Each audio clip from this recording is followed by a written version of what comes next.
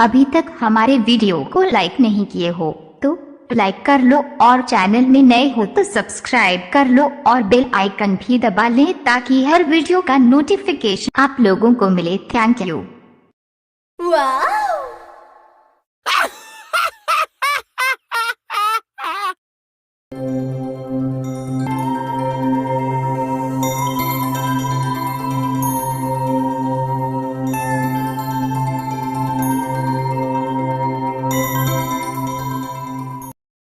गांव की जिठानी। शांति अपने दो बेटों अर्नव और आरुष के साथ शांति से जीवन बिता रही थी, लेकिन शांति के पति सोहन से उसकी कभी कभार थोड़ी अनबन हो जाती थी। एक दिन शांति रोज की तरह सुबह का खाना बना रही थी, तभी दरवाजे की घंटी बजी।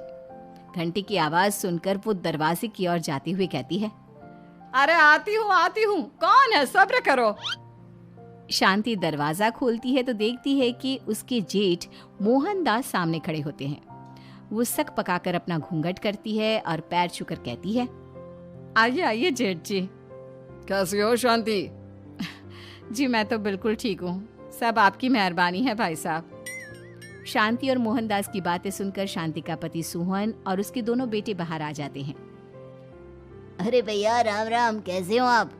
राम राम भाई। अरे शांति, ऐसे खड़ी खड़ी क्या देख रही हो? चाय कॉफी कुछ लेकर आओ, भैया आए हैं। शांति तेजी से रसोई की ओर आगे बढ़ती हुई कहती है, अरे मेरी माँ, गेट खोलने के चक्कर में मेरे तो चावल ही जल गए। वो दौड़ी दौड़ी रसोई में जाती है और देखती है कि सारे चावल जल गए हैं। वो दोबारा चावल बनाने में लग जाती है। इतने में सोहन आवाज लगाता है, अरे शांति, तुम्हारे चावल का रोना खत्म हो गया हो तो चाय ले आओ। जी लाती हूँ अभी। शांति जल्दी जल्दी चाय बनाती है और मोहनदास को चाय देती है। सब एक दूसरे की खैर खबर पूछते हुए चाय पीते हैं। चाय खत्म होती ही मोहनदास शांति की ओर देखते हुए मजाक में कहते हैं, शांति, अब तुम्हारी चाय में दम नहीं रहा, अब हमें चाय बनाने वाली बदलनी पड़ेगी। ये कैसे मुमकिन होगा जेठ जी? घर और बाहर का सारा काम मुझे ही करना पड़ता है और कभी कभी जल्दी जल्दी के चक्कर में काम बिगड़ जाते हैं, जैसे आज चावल जल गए। अरे इसी का तो हल लेकर आया हूँ। मैंने रिश्ता देखा है अर्नव और आरुष के लिए। दोनों लड़कियाँ बहुत सुंदर और सुशील हैं। अगर आप दोनों इजाज़त दें तो बात करूँ आगे। सोहन और शांति रिश्ते की बात सुनकर कहते हैं, अब ठीक है, बात चलाइए ना भैया, पर पहले लड़की के बारे में कुछ बताइए तो सही। हाँ भाई साहब, लड़की कैसी है, परिवार कैसा है, कहाँ के रहने वाले हैं? देखो, परिवार तो बहुत अच्छा है, पर वे दोनों लोग बहुत गरीब हैं। दहेज में कुछ मिलेगा नहीं। अरे हमें दहेज में कुछ चाहिए भी नहीं, बस लड़की संस्कारी होनी चाहिए। एक लड़की तो पढ़ी लिखी है और शहर की रहने वाली है, पर दूसरी अपनी गरीबी की वजह से पढ़ न सकी और गांव में रहती है, लेकिन दोनों है बहुत खूबसूरत। अगर तुम सबको देखते ही पसंद ना आ जाए तो मेरा नाम बदल देना। हाँ, पर तो हम आके मूंद कर भरोसा कर सकते हैं भैया। आप आगे बात चलाइए, हम शादी करने को तैयार हैं। कुछ ही दिन में अर्नव और आरुष की शादी हो जाती है। आरुष की शादी अनपढ़ लड़की मंजरी से हो जाती है, जो कि बहुत भोली भी होती है, और अर्नव की शादी पढ़ी लिखी लड़की तनुजा से हो जाती है, जो कि घमंडी और चालू होती है। एक दिन मंजरी घर के काम कर रही थी कि अचानक शांति उसे आवाज लगाती है, बड़ी बहू, ओ बड़ी बहू, मंजरी जल्दी यहाँ आओ। मंजरी जल्दी जल्दी शांति के पास जाती है।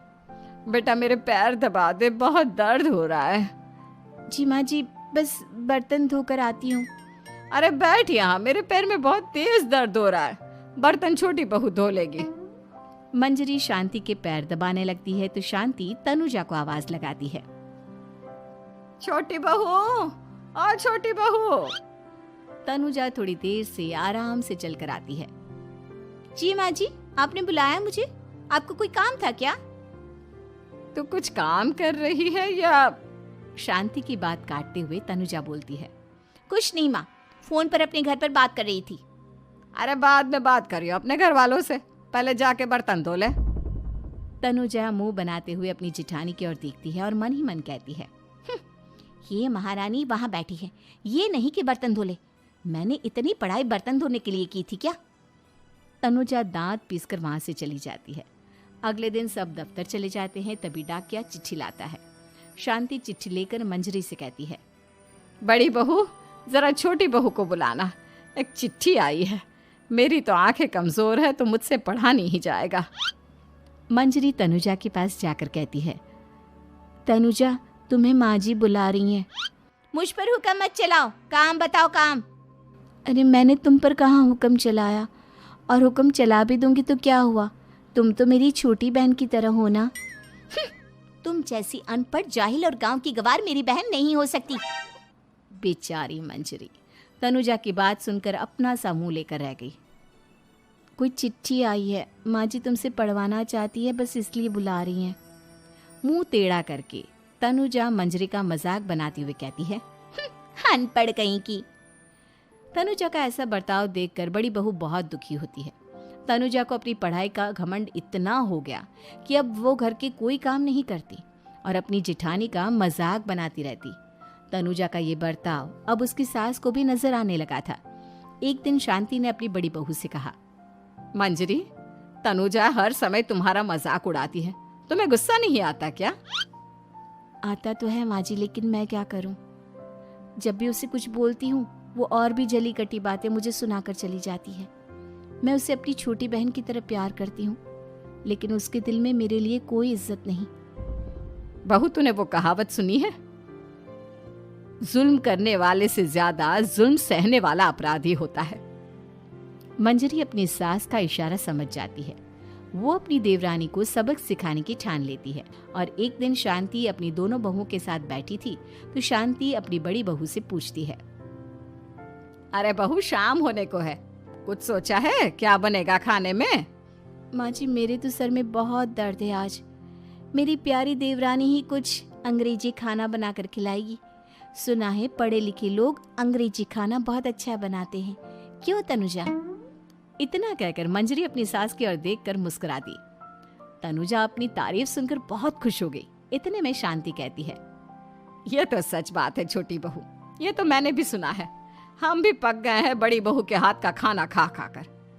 तनुजा तुम्हारी माँ भी तो तुम्हारे खाने की बहुत तारीफ करती हैं, आज हमें भी खिला दो कुछ अच्छा सा बनाकर। शांति की बात सुनकर छोटी बहू और आसमान पर चढ़ गई, पर उसे ये कहाँ पता था कि उसकी सास और जेठानी उसे सबक सिखाना चाहती हैं। तनुजा अपनी तारीफ सुनकर खुश तो बहुत होती है, पर सोचने लगती है, मुझे तो कैसा भी खाना बनाना नहीं आता, अब मैं क्या करूंगी? अगर मैंने इनको सच बता दिया तो मेरी सारी इज्जत मिट्टी में मिल जाएगी। अरे छोटी बहू क्या सोच रही हो, खिलाओगी ना अपने हाथ का अंग्रेजी खाना? छोटी बहू हाँ में सर हिला देती है। अचानक से उसके दिमाग में एक आइडिया आता है, मैं इंटरनेट से देखकर कुछ बना लेती हूँ, मेरी वाहवाही पूरे घर में हो जाएगी। मुझे कौन सा रोज रोज बनाना है। माँ जी आज आप सबको ऐसा खाना खिलाऊंगी कि। इतने में शांति छोटी बहू की टांग खींचते हुए कहती है कि पता नहीं कैसा खाना खिलाओगी, ए ऊपर वाले हमारी रक्षा करना।